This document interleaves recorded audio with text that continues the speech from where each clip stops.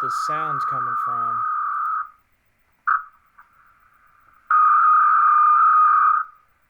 What is doing this? I'm just trying to figure out what the sound's coming from.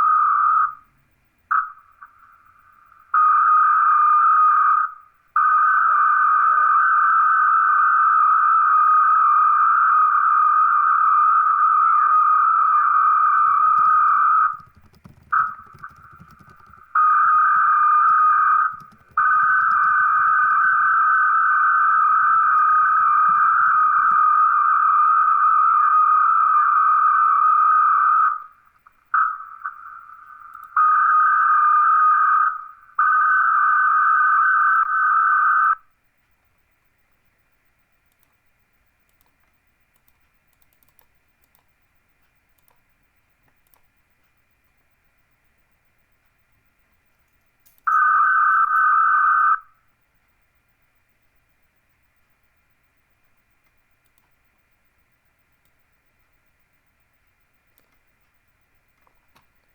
Alright, so let's see here. Reopen this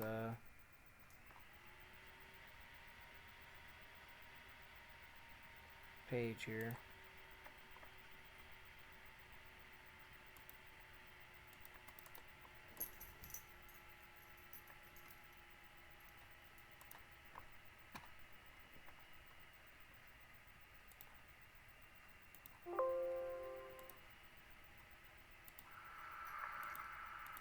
Alright, there we go.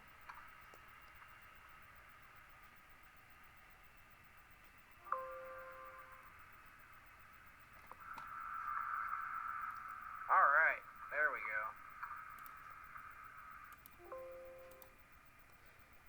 So go ahead and ask about pretty much anything, guys. I'm all ears. I'm really interested to see what you guys have to say. So go ahead and ask about pretty much anything, guys. I'm all ears. I'm really interested to see what you guys have to say. So go ahead and ask about pretty much anything, guys. I'm all ears. I'm really interested to see what you guys have to say. So go ahead and ask about.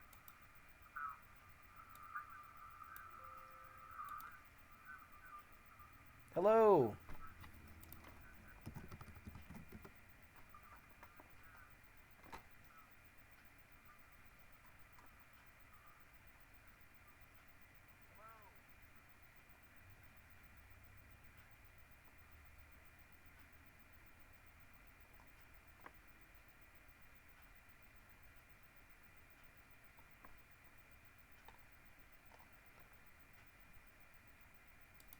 Is there anything you'd like to talk about?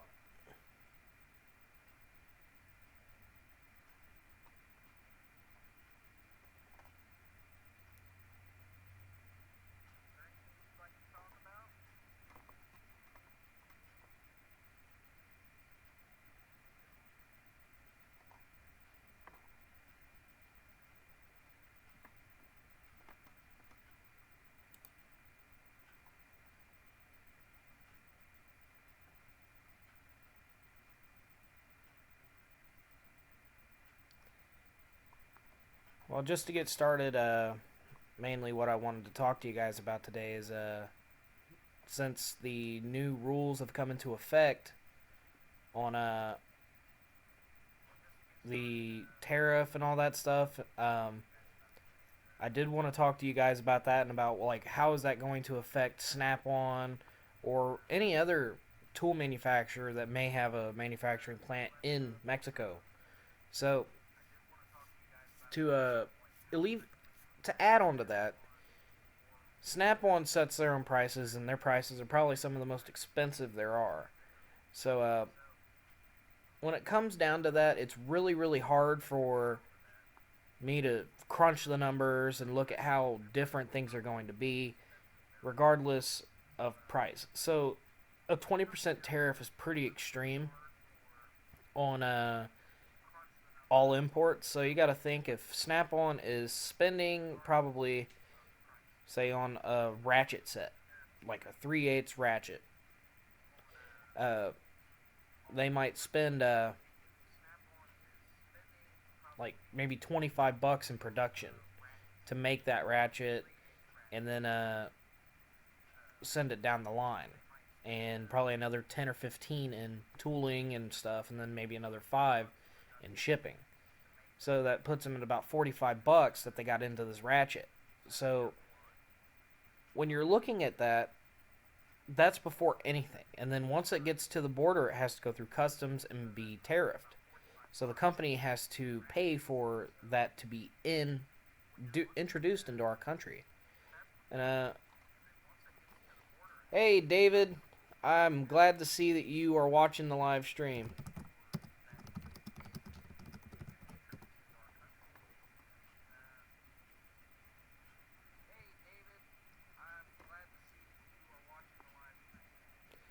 Do you have any questions?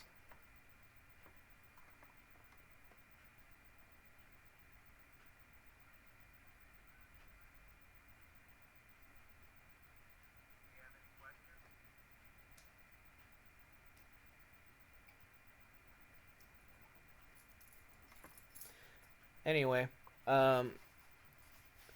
when Snap-on spends that money to put their products into the U.S. market, they have to pay money on a tariff, and with that tariff, that adds to the cost of the whole product, and they're going to pass that cost on to us.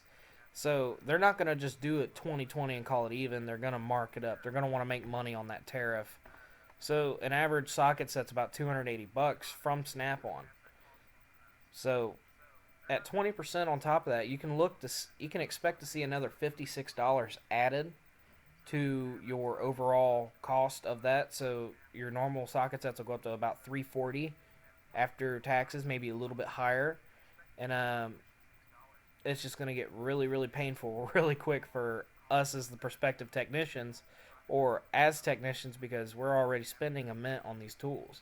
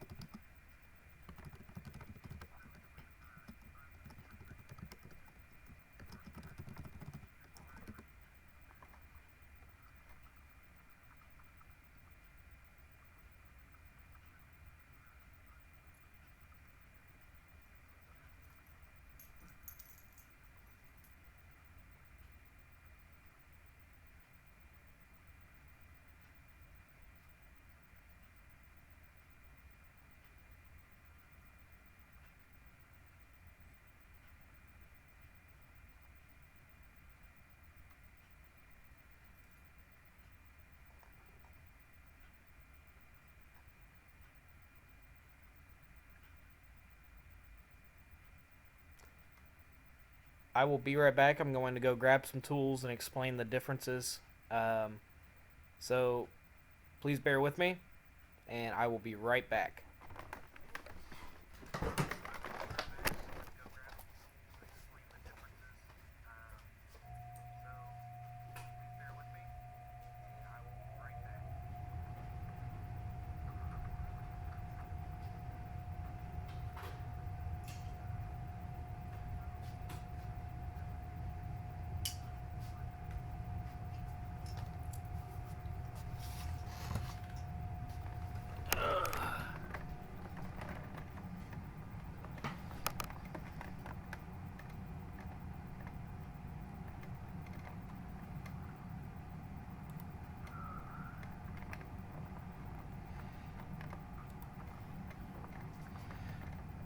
Oh, that's a good question, David. Um, yes, if you're looking to change like your vice grip setup, like the Irwins, personally, I've seen that they haven't gotten very good reviews. They've been falling apart, breaking. They're coming to me bent.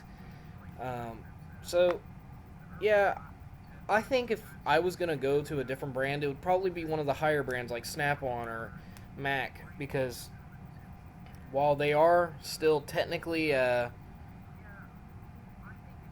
Irwin or made at Irwin, they have to be made to a tighter specification because Snap-on requires it. So it's one of those things that'd be what I'd be going for and trying for, to say the least.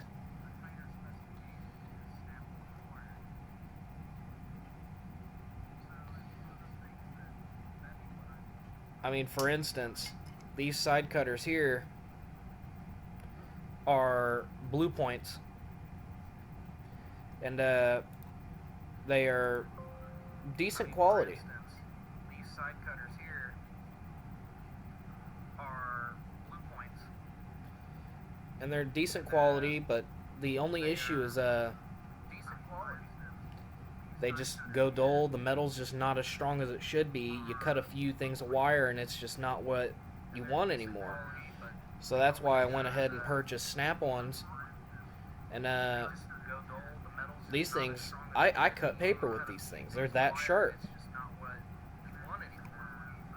that's why I went ahead and purchased Snap-ons. And these things, I cut paper with these things. They're that sharp.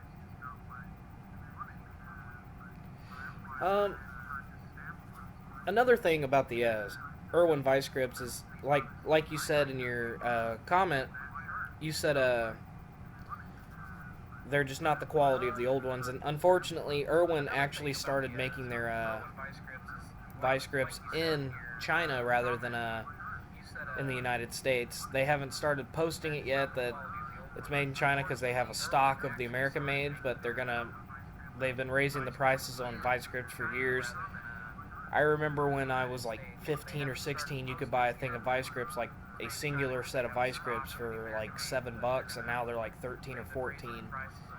So it's they're slowly going up higher and higher as time goes on, and it definitely isn't cool. I don't appreciate it.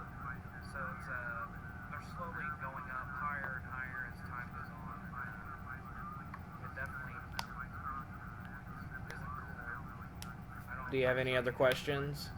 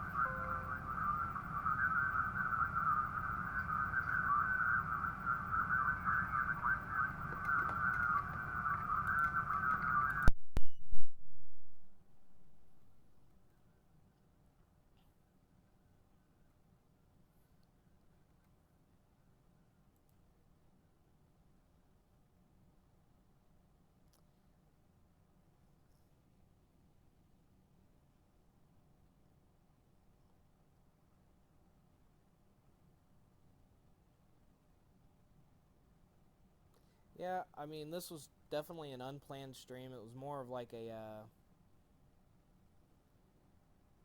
practice stream, and I just wanted to see like how I could do it, work out the kinks now rather than whenever I get into it.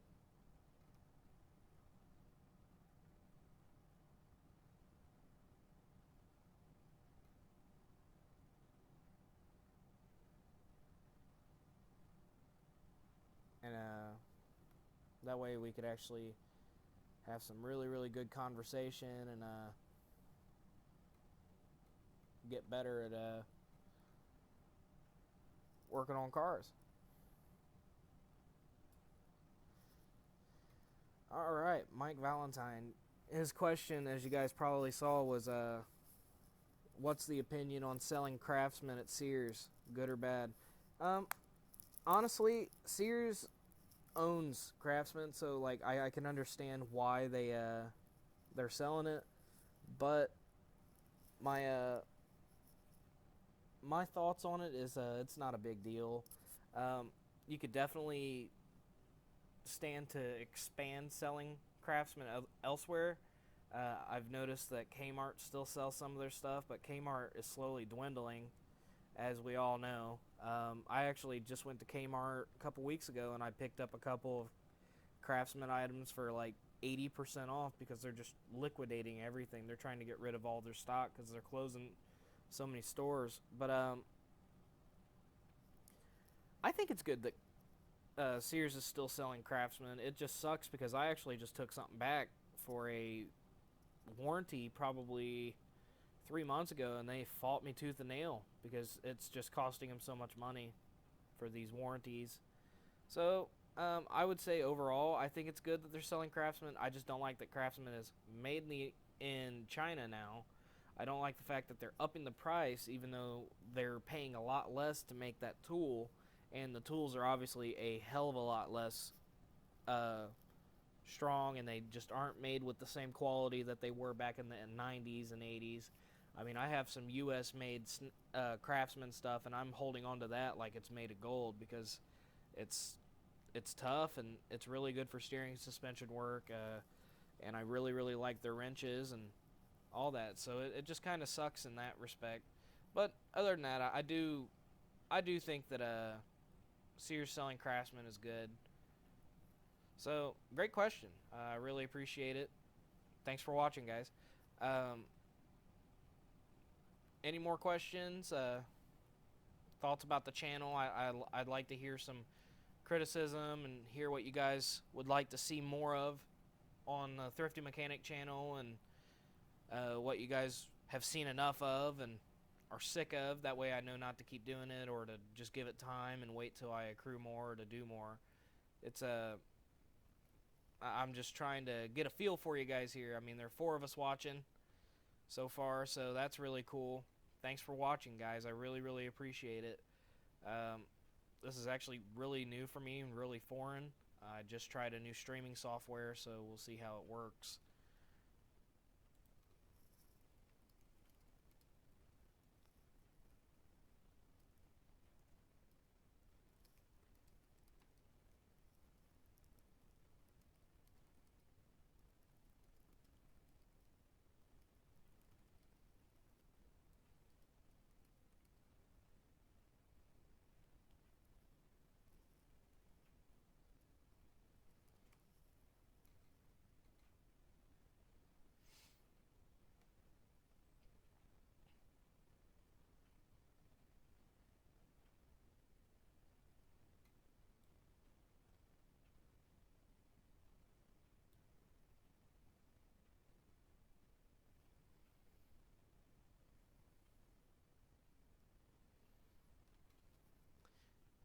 Well, just to keep on with what I was talking about, with the whole tariff, it's gonna, you might see a pretty good sized price hike on the Snap-on tools or anything that Snap-on has that's coming from Mexico.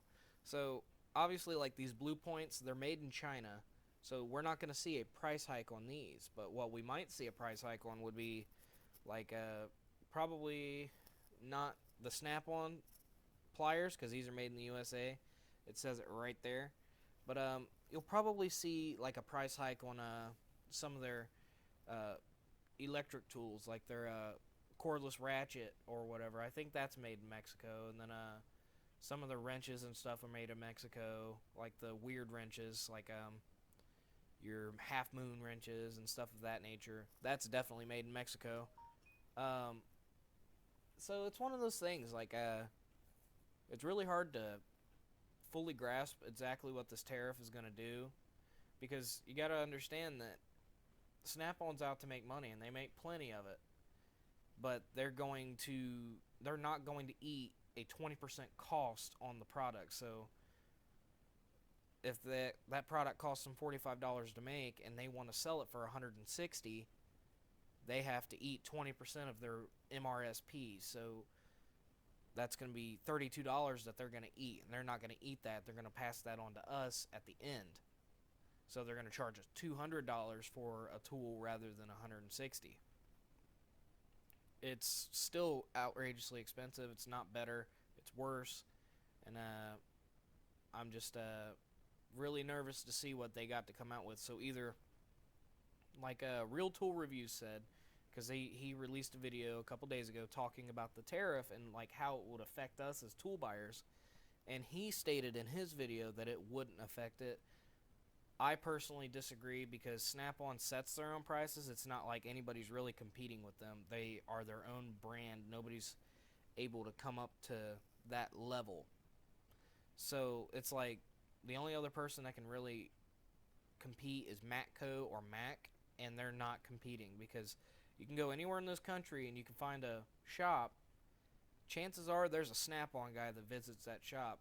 It's pretty few and far between anymore to find Mac guys or Matco even. I mean, every shop I've worked at 3 different shops. I've always had a Snap-on guy, but never a Matco, and only one Mac guy, and he was a crook, and I chased him off. So it's a little difficult to say that Mac could actually compete because a lot of their stuff is rebranded as well, which sucks because I hate rebranded stuff because it's not yours. It's not Mac's.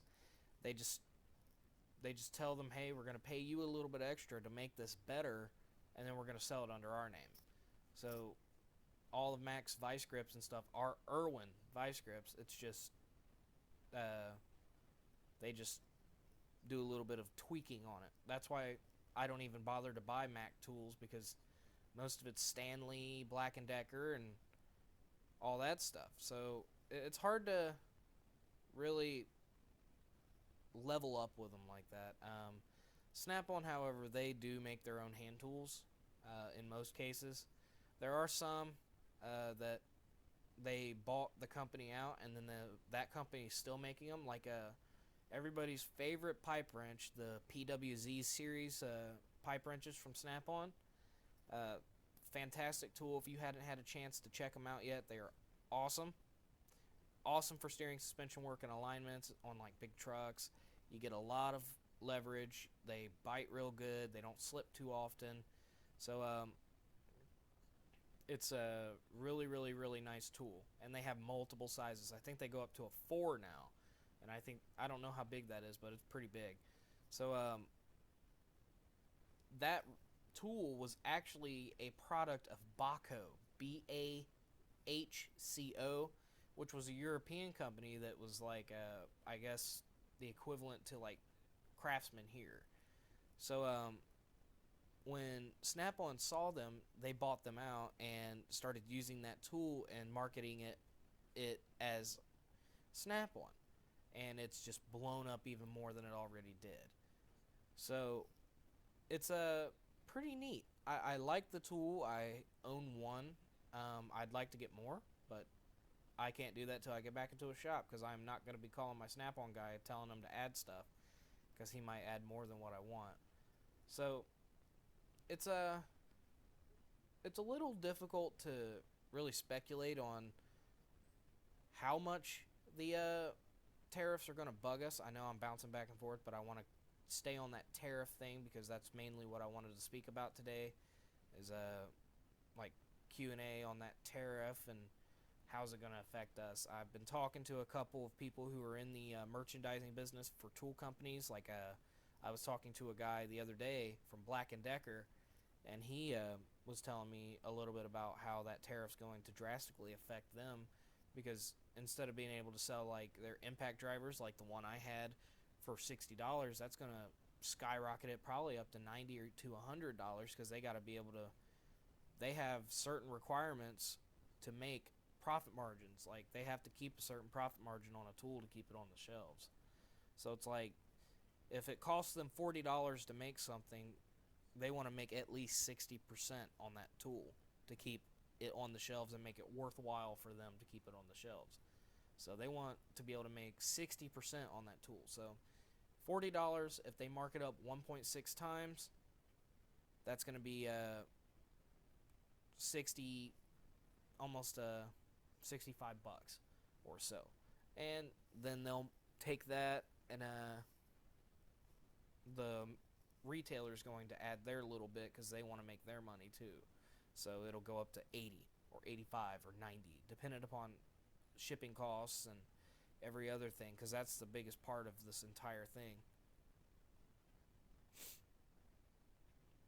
Okay, John Mark said, how are your gear wrench combination wrenches working out? I actually really enjoy them. I use them a lot. They're really, really cool. They go all the way from 6 to, I think, 32. Um, really neat set. I keep the wrap, but I don't use it. I actually got organizers for the wrenches because it's just easier that way. I don't see why I would keep it in the wrap. It just makes no sense to me. If I was taking them with me somewhere, maybe, but I'm not, so I don't. Um, they're fantastic. I like that they're extra long. You get a lot of extra leverage. The actual like open end on them is kind of beefy. So if you do need to do the cheater bar method that I showed you guys in one of my other videos, um, you can, and it won't do as much damage to the tool.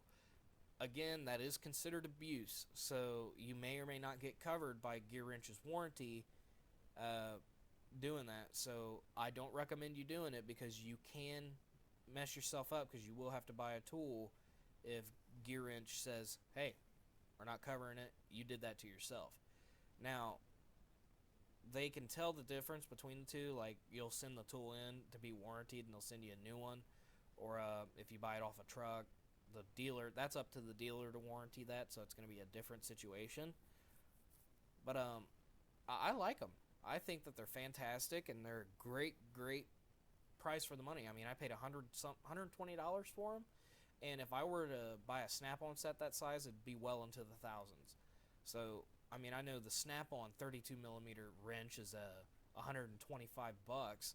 So, what I got in all those wrenches, I would have only had one wrench from Snap-on. So, yeah, Snap-on's really good quality and all that stuff, but sometimes you got to have that certain like balance. And when you spend $1,000 on a set of wrenches, they better be the greatest wrenches in the world and tell you that you're pretty every day. I mean, that's insane.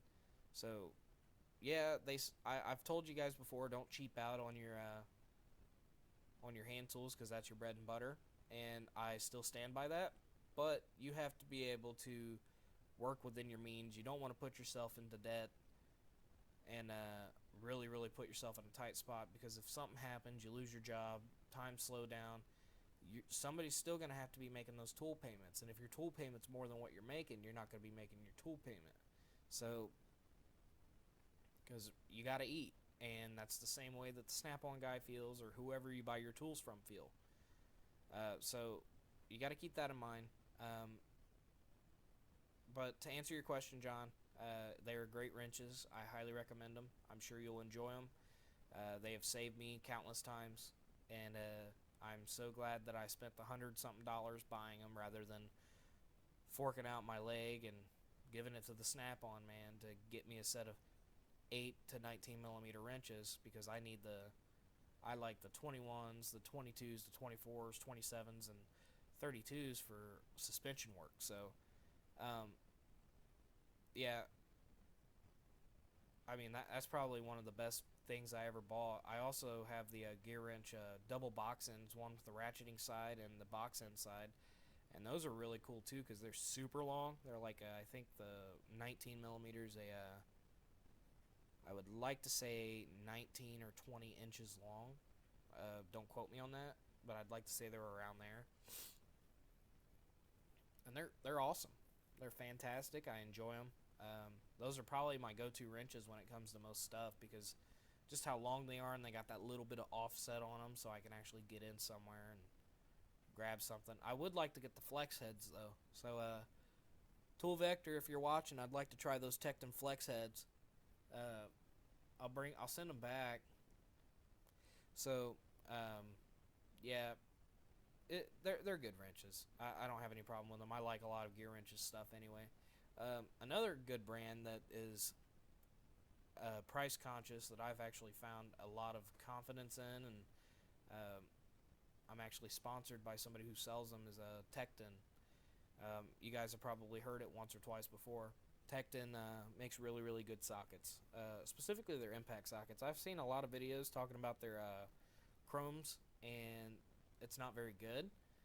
But I've had no problems out of their sockets. I think that they're really, really good. I've beat the snot out of them. I put them on impacts. I have actually put my 24 millimeter with an adapter on a 3/4 impact and took off some lug nuts with it, and never had a problem, not once. So um, that just constitutes what Tecton stands for, and they really really like their product and they stand behind it. Uh, the only product I've ever broken of Tecton's was a extension, and that was my fault. So um, yeah, definitely don't be afraid to check them out.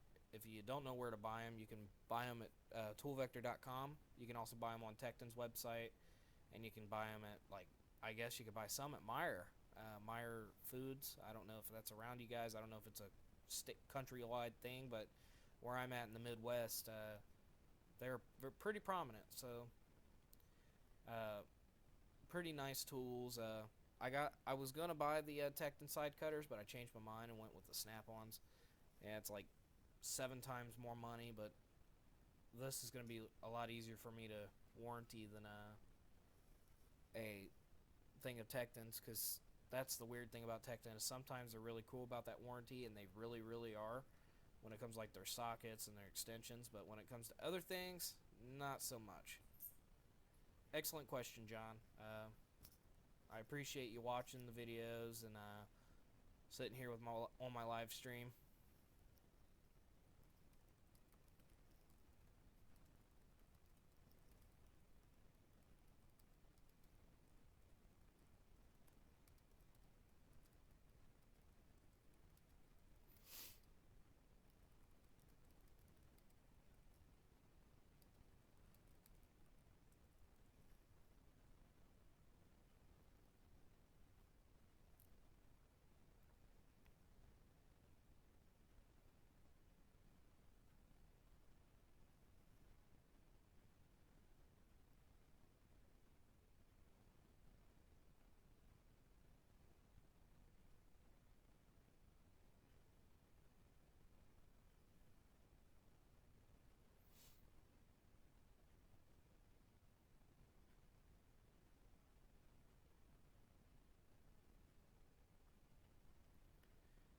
So, um, I guess my next question would be to you guys would be what is your concerns with the tariff? Do you support the wall that Donald Trump's wanting to build? Do you think that it's going to be viable? According to some sources that I read, that it'll cost every taxpayer or every homeowner in this country $120 to have this house built, to have the wall built. So, like, I pay enough in taxes, I think, in my own honest opinion. But I also understand, like, where they're coming from. But I think that there could be other ways to handle that instead of taxing my tools. I don't appreciate that. I like my tools and I pay enough for them as it is. So, what do you guys think? I'm curious to see what you guys have to say, and so on. There are 3 of you watching, so I'd like to hear from you guys. Don't be afraid. Don't be shy. Nobody's gonna say anything rude. If they do, I'll buff them out. But don't worry about it. You guys will be all right.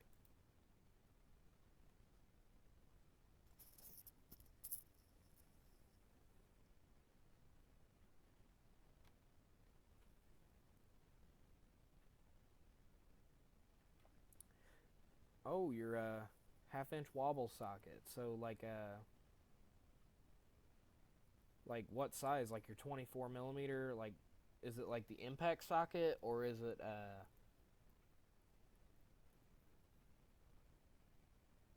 like just a regular, like a chromie, or what?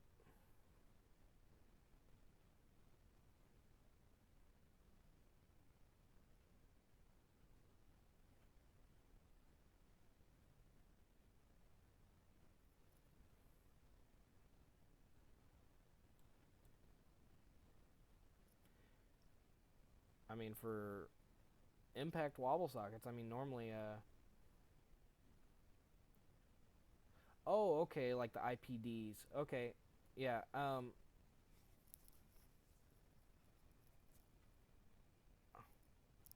I think Mac makes a really good one. Mac's pretty good. I haven't had any problems out of them. A couple friends of mine have them.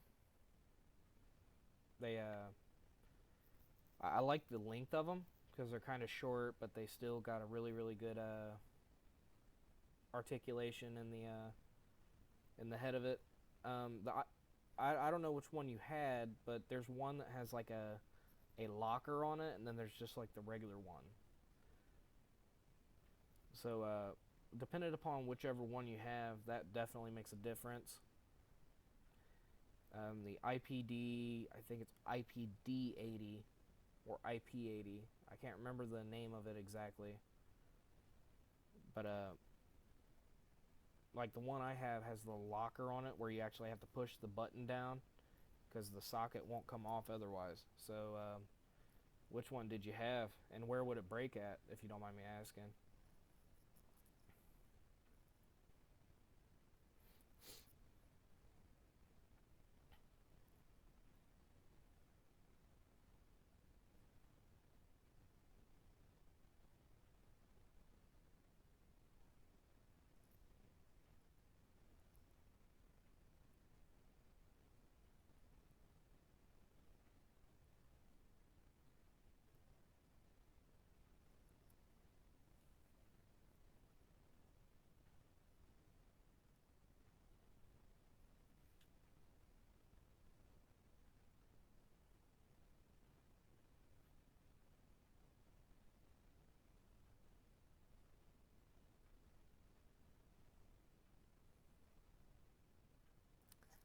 Yeah, the one that I have is the IP80D, and this one has the lock button in it with the welded pivot pin to reinforce the socket wall.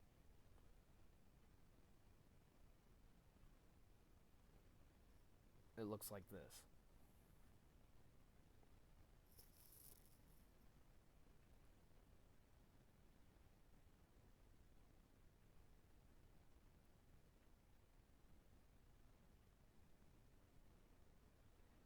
Oh, can't even see it. Wow.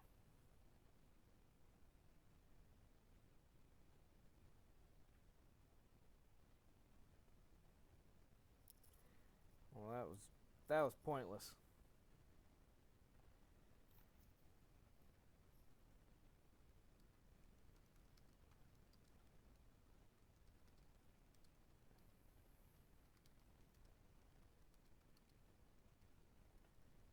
I'm gonna go ahead and type it to you. That way you can refer to it. You don't have to back up from the stream and look at it again.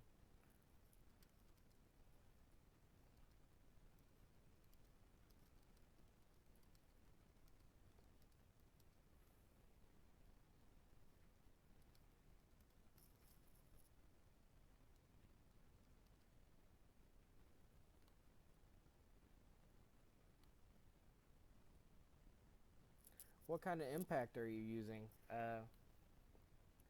If so, um, it might not be the wobble socket. It might be the fact that just everything's so tight and you're just beating on it so much it just breaks it. You could probably try using like a penetrant, like penetrating fluid,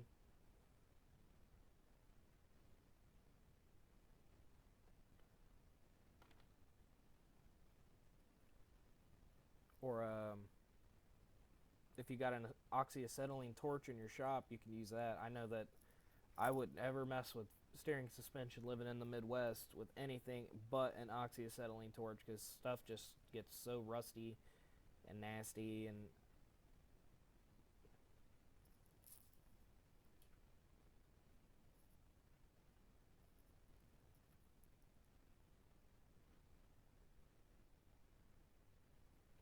that's really the only way to break stuff loose anymore because it just gets so rusty and gross. So I'm still curious about what kind of impact wrench you're using.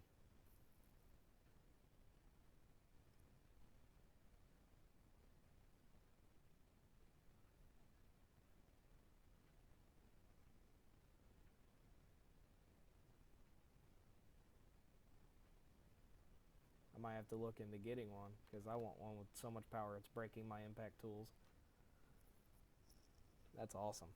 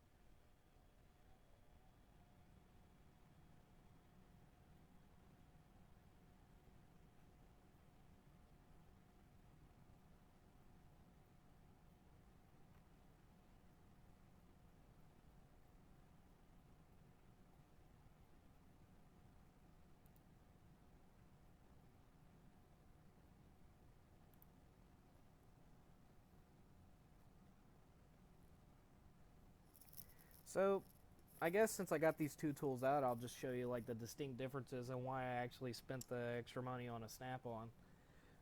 Mainly, I just wanted one that, like, there's two different types. There's this one has like that 30-degree difference, and this is really good for like cutting things flush with stuff. This one is more of a straight cut, so it's like a 15-degree difference, and it's really good for like making a straighter cut. And it also opens up a lot wider than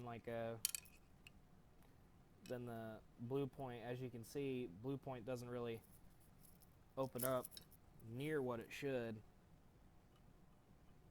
So it allows me to cut things that are larger and maybe even larger diameter wire and stuff because it's really nice.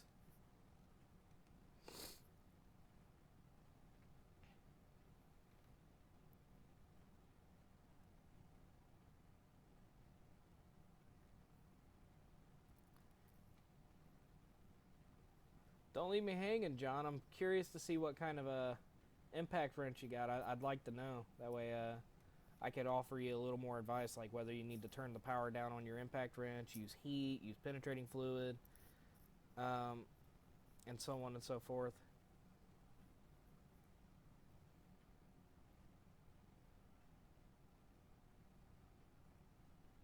Or even just replace the wobble socket. I know Cobalt, this might sound weird, but Cobalt makes a killer wobble socket.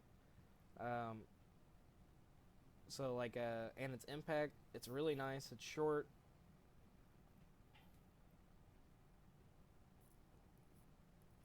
They're awesome. I like them a lot, and I think that if that's something you're looking into, you could always check out Lowe's and see what they got. I'll actually look it up right now and tell you what it is, how much it costs, where I'm at anyway.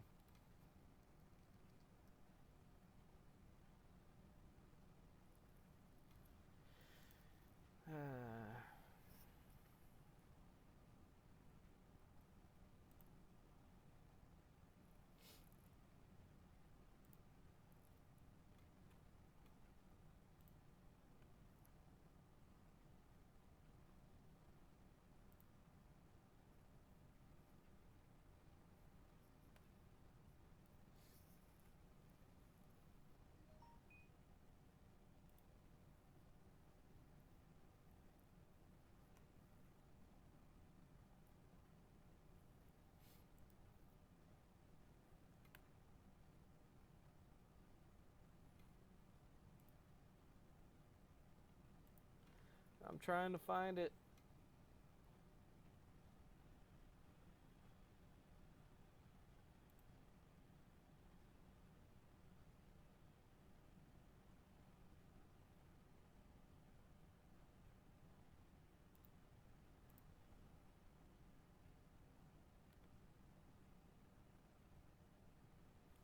Oh, you got a 6100. Okay.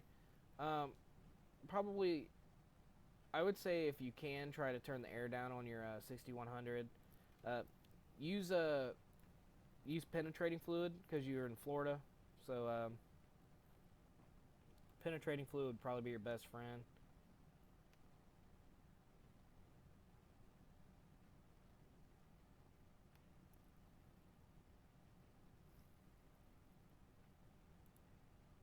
You got to make sure you let it sit though. Maybe hit it with a hammer a few times so it can really sink in and creep in.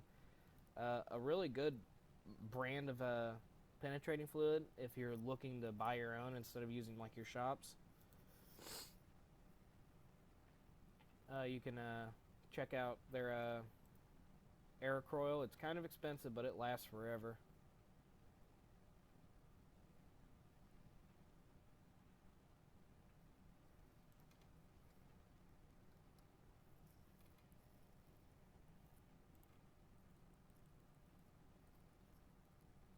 I'm trying to find the name of it.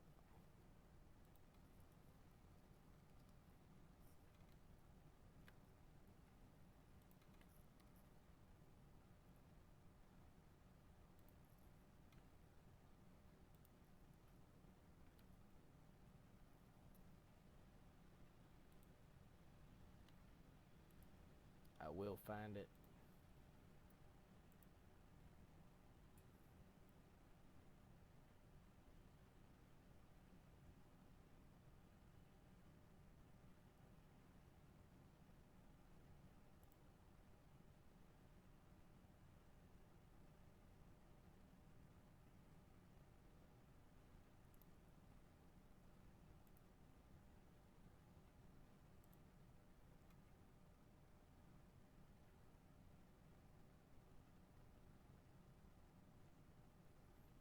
Hmm.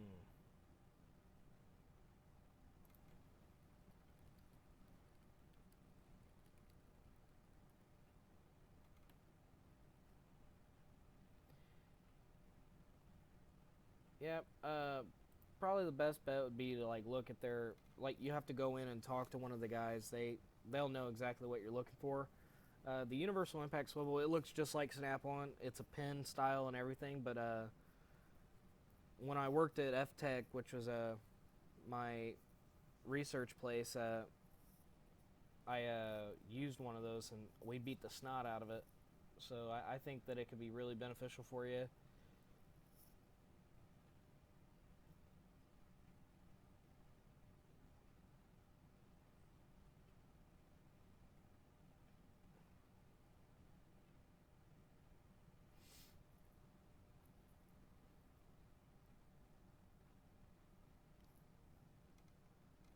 Let me look up the specs of that IM6100. You got me curious now.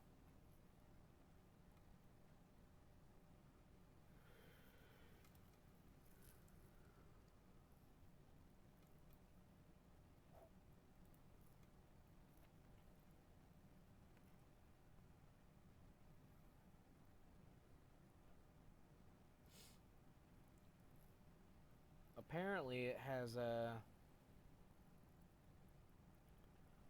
only 780 and 780 in forward, about 882 in reverse. So it's pretty tough. It's a tough little tool. Not just that, you guys live in Florida. Are you in South Florida or North Florida?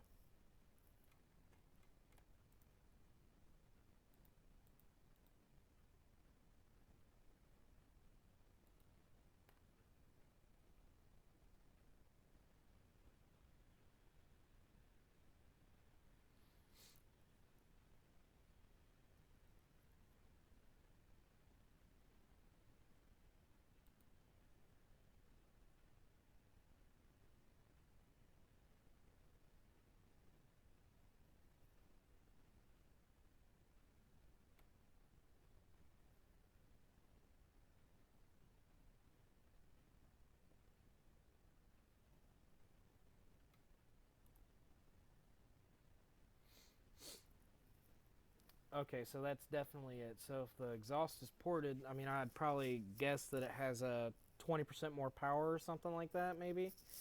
Because that's where they really restrict you. So if it can't flow smoothly, it's going to limit that power and bring it down a little bit. So, uh, when I had my 325, my MG 325 ported, it was putting out like 480 or something like that. It normally does like 425. So that's pretty cool.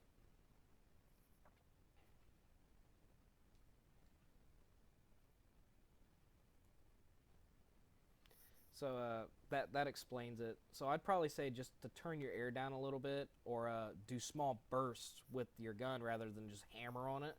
If it doesn't come off after a few seconds of hammering on it, spray it with penetrating fluid and let it sit for a bit.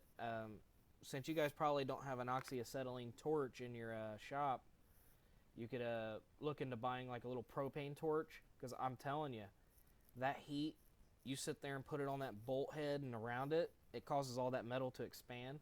It it rocks. It makes stuff come loose that wouldn't come loose normally. Um, just try it. Let me know what you think with the heat. I know that sometimes it can get really hairy because especially if you break off like something steering suspension wise, because it's tough bolts. But yeah, definitely try the heat if you want to go out and buy a torch, or use a lot of penetrating fluid and let it sit for a bit. As for your impact swivel, I would definitely try out the Cobalt one or try Mac, whichever one's easier for you. If you don't have a Mac dealer, go ahead and try the Cobalt. It's going to be like 10 or 12 bucks. I think that's what I paid for mine. So 10 or 12 bucks, and then the Mac one I think is going to be like 50 or 60. It is loud. It is loud.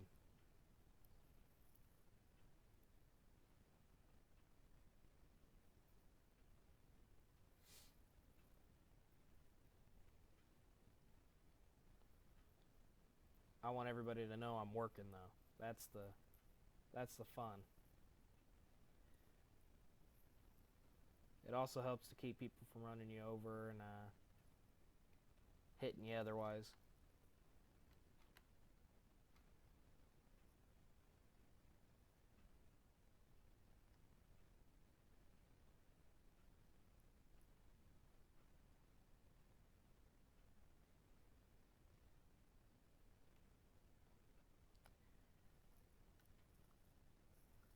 Oh gosh. Let me find out.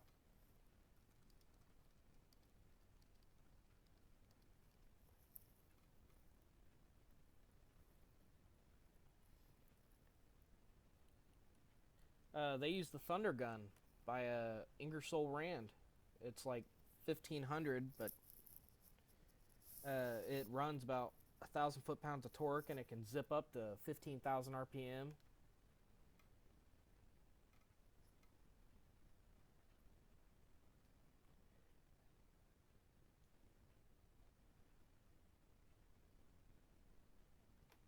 Let's look up the Thunder Gun.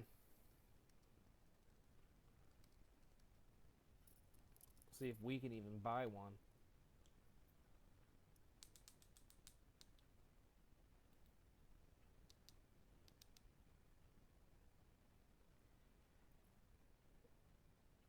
Yep. Except it looks like it's been kind of turned down a bit here. Looks like about 260 bucks get you 625 foot-pounds of reverse torque, 10,000 RPM spinning.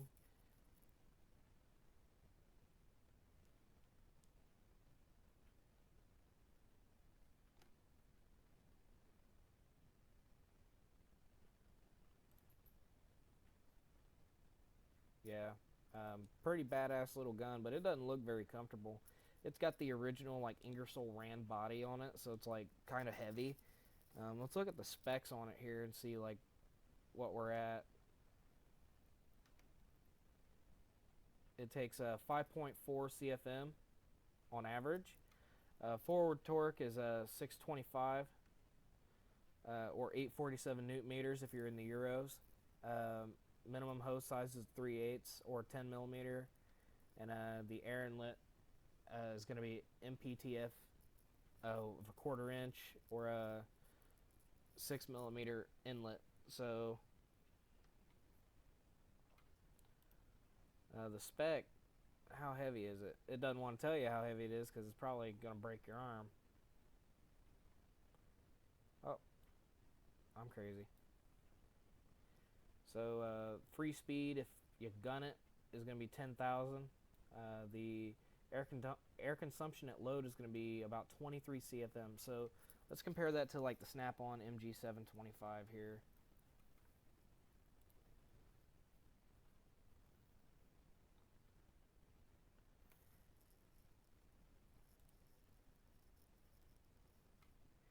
Looks like the free speed for the 725 is going to be 9,800.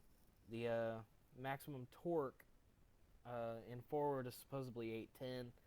Air consumption is pretty much the same freewheeling. The Ingersoll Rand is 5.4. The Snap-on is 5.2. Blows per minute. Where are we at here? Blows per minute. That's weird.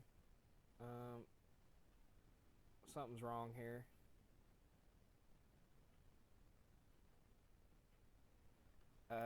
It says 6 blow impacts per minute, so I don't know if that's correct, but that doesn't look good.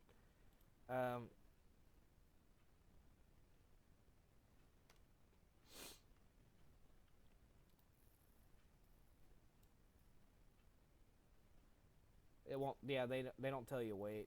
There's no weight in here, so it's probably heavier than hell knowing Ingersoll Rand's old stuff. So yeah, they use a thunder gun, and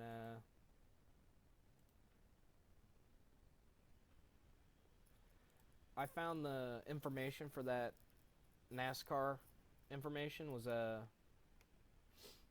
on popularmechanics.com. I'll post the link in the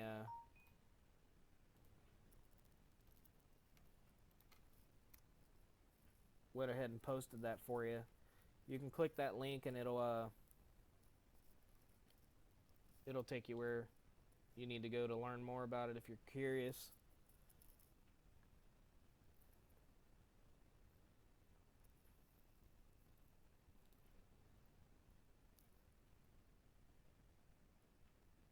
But it looks like with them, they have a 1/2 inch hose with a step down on it to 3/8 to fit the gun. So they got some serious pressure running through there. So they probably destroy those guns nonstop.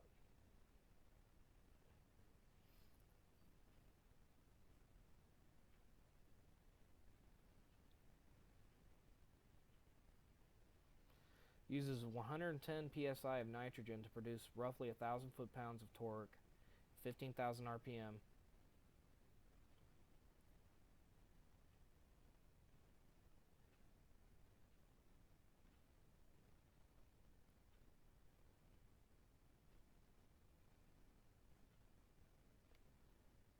So yeah, that's a. All right. Thanks for watching, John.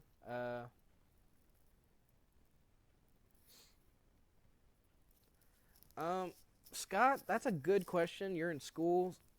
Scott's question is he got all of his metric wrenches and sockets. He wants to know if it's worth buying the standard wrenches and sockets while he's in school.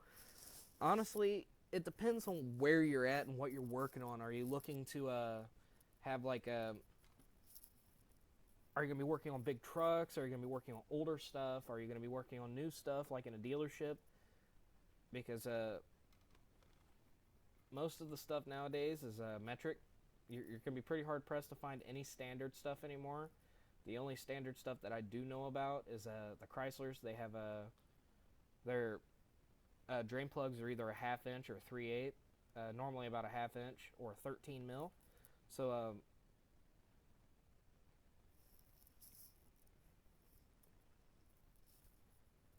okay.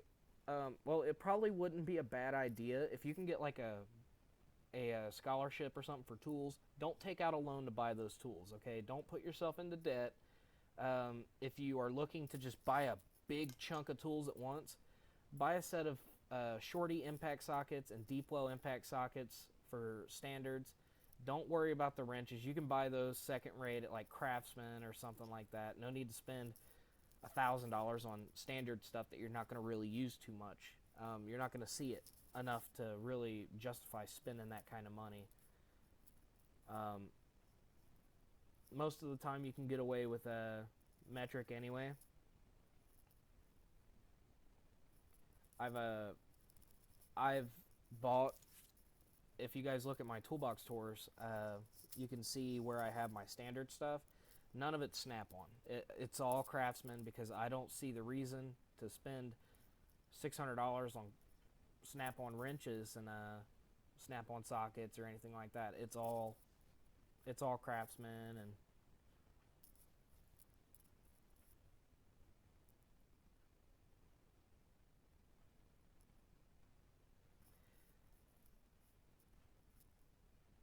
yeah, with that discount though, you have to keep in mind because they do cap you. You don't know that, and they don't say it, but they do cap you. So once you hit like 9,800, I think is what they call it, you'll have to check SEP on that. Uh, you'll cap out at $9,800 or so, and that's the retail value of what you're buying. So say you are buying $6,000 worth of hand tools, impacts, and stuff like that. That's 6,000 of your 9,800, and then you buy a bunch of like pliers and crap like that, and you manage to rack up another three. So you're at 9,000, and then 800 of it you got left over for whatever. It does not count towards your tool like space. So like if you buy like toolboxes, that does not count towards the 9,800. So that is a good thing. So you can buy the Epics through Snap-on at a discount, but I wouldn't recommend it. You won't need it. The Heritage series, like if you buy the Classic 96 with a steel topper, you get steel toppers for $400 or $500. If you do that, spend the extra $100 and buy the Power Top. It's worth it. Trust me. So buy the tool storage if you can. That blue Snap-on box that I got out there in my from my toolbox store, I bought that for $700 from Snap-on as a student. So it's originally like 16. So don't hesitate to take advantage of the tool discounts and the toolbox discounts, because you can accrue tools over time, but that toolbox is going to be really what breaks you. But if you are looking to like take loans out and stuff, if you want my honest opinion, just get metric. You're not going to see standard enough anymore. Like when I worked at AAA, I was there for 3 years, 2.5, 3 years. I think I used standard stuff once, maybe twice. So it's not worth the money to spend and buy all this nice Snap-on stuff and watch it rust. You're better off buying their pliers, buy their PWZs. If you're looking now, if you know any buddies who are like mechanics or professional technicians, ask them what they use a lot. Ask them like what tools to buy, what can you avoid and not have to worry about right now, because you have 2-3 years to worry about buying all your tools. Don't worry about getting them all at once, because you're not going to have anywhere to put them, and then whenever you do get into a shop, it's going to be a pain in the butt because you got to haul all those tools from home to your work. So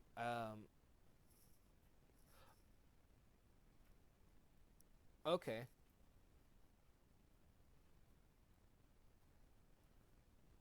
Okay. Well, Scott, thank you very much for your service, sir. I did not know that you were a veteran, so thank you very, very much. I wholeheartedly support the U.S. military, and I think that it's really, really awesome that you're looking to get into the automotive technology field.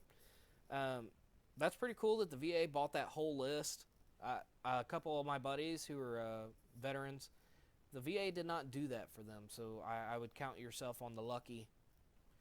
They bought a few of the items, but they didn't buy everything. I don't know if they had used all their GI Bill or what. It's not my position to ask, so I didn't ask. But yeah, I would just say don't worry about it. If you can, go to Harbor Freight and buy their standard stuff. It's a hell of a lot cheaper, and it'll work for you whenever you need it. You don't have to worry about anything else. That should pretty much take care of you on that front. Tools are just crazy expensive, and Snap-on's even more. So just buy Harbor Freight, man. I mean, they'll hold up. I've seen people beat on them with hammers, and they hold up just fine. So Harbor Freight makes good impact sockets. Their wrenches are so-so, but if you're working on something standard, okay, all right, that makes sense. So I don't know too much about like vocational rehab, but that probably means that you were injured. So even more so, thank you very much for your service. You're a hero. Don't let anybody else tell you different. And I just want you to know that you got my support 100%.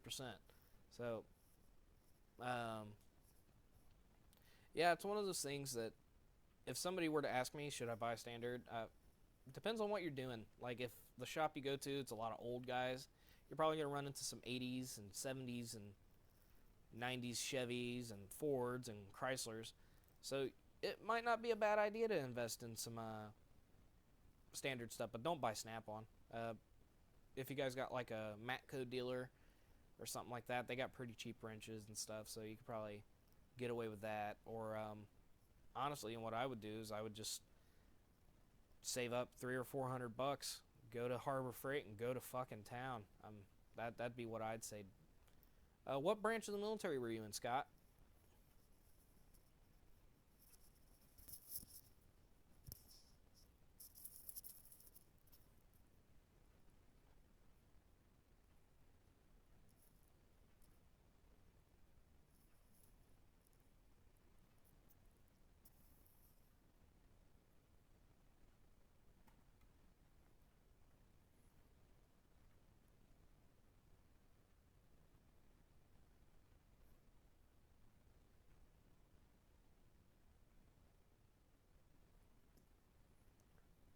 Yeah, all my buddies were from the Army as well.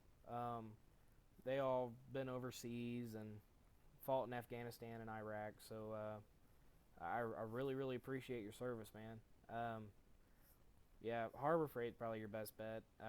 Not just that, they don't really care. If you break a socket and destroy it and it explodes, you just come in with the pieces and they will replace it.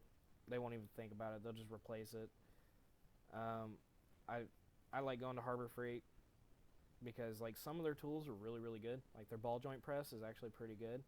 I'm actually going to whip out the Snap-on ball joint press that I just bought, and I'll be doing a review on that here in probably a couple of days or so. So um, I really, really appreciate you taking the time to talk and watch my videos, and comment on the stream. This was really just kind of like a test stream, not a 100% like, oh, I'm looking to stream.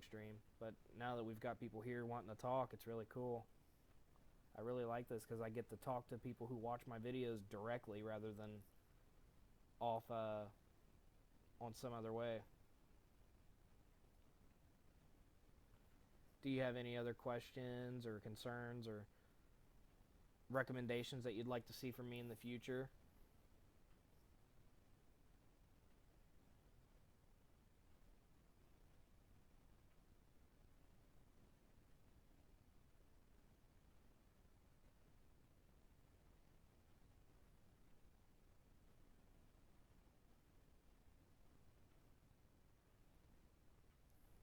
I'm glad.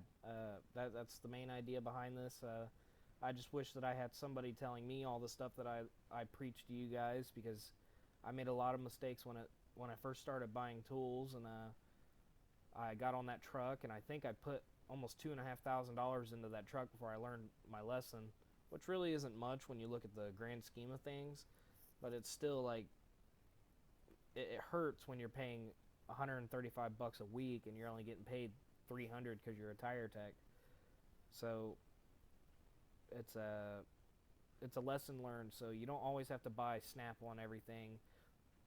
Maybe as things break, if you use them and you break them, maybe buy Snap on here and there. But don't just go on that truck thinking, I'm going to use this, I'm going to use that, I'm going to use this. because you may or may not. It's one of those things like just because your teacher says you're going to use them doesn't mean you really will, because a lot of times your teachers are dealership experience only, and dealerships are totally different than an independent shop.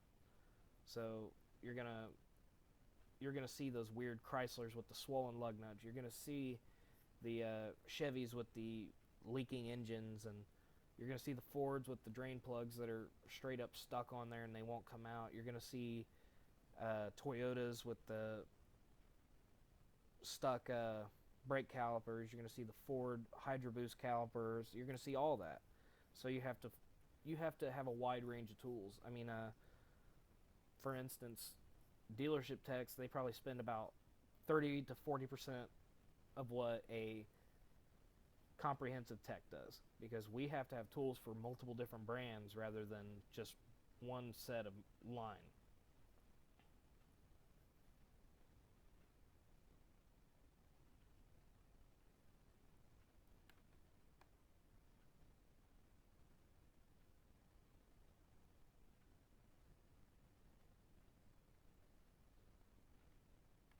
I know that's a lot of information to shoot at you for once, but yeah, just to recap. Um, so don't buy standard stuff from Snap-on. Just go ahead and go to Harbor Freight and buy that stuff. Um, it's definitely it's definitely a little more expensive if you buy Snap-on stuff. So just keep that in mind. You're smart. I'm sure you're smart, and you'll do great, man. Make sure you, whenever you get around to getting your toolbox together and all that stuff, go ahead and do a toolbox tour. Let me know, and I'll come check it out, and I'll make sure to look at it. I'd like it a lot. I love watching toolbox tours. I think I've seen almost every single one on YouTube.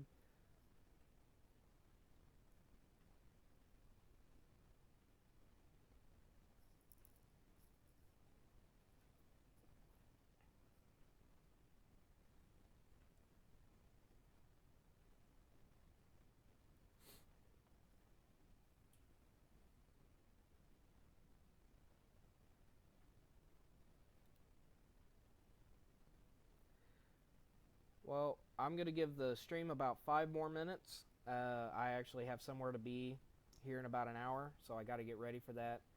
Um, so we'll be streaming about 5 more minutes. So if you got any more questions, please make sure please make sure to say something.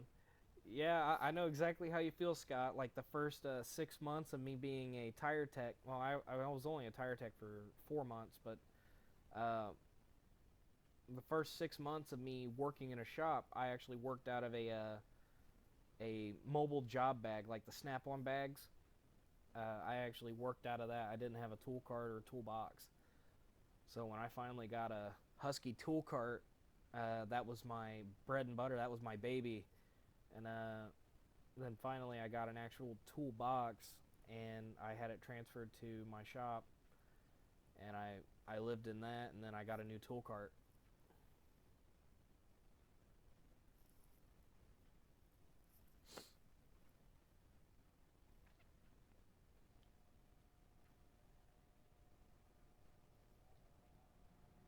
So I know exactly how that feels, man.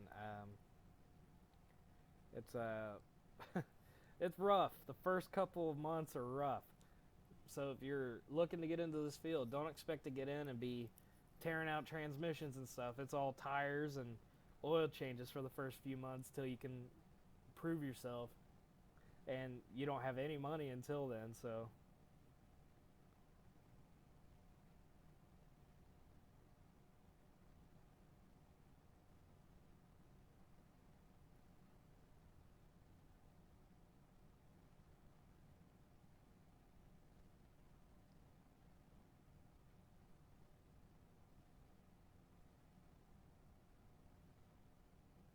do you guys have any more questions for me? I really like answering them. I like talking, as you can tell. Um, I really enjoy hearing from you guys. It makes me feel like I'm actually doing something right for once. Uh, We got a few more minutes here on the stream, so I'd like to fill that up with useful knowledge, not me staring at a camera.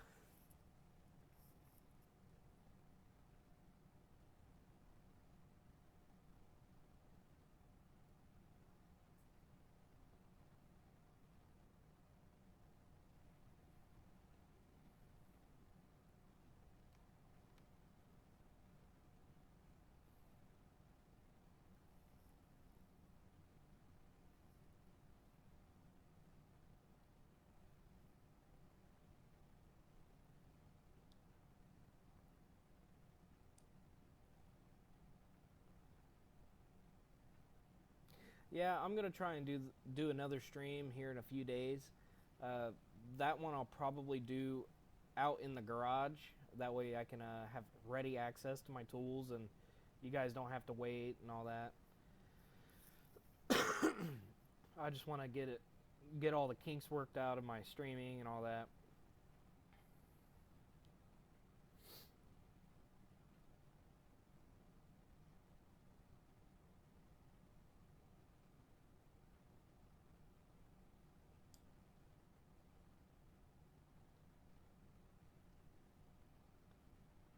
I'd also like to call Bruce Allen out and tell him that Snap-on does make good shit, but they don't always make the best shit.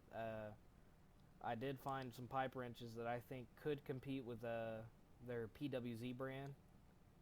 So if you guys watch Bruce Allen, make sure you go check him out. He's a great guy. He's got a lot of awesome information about tools.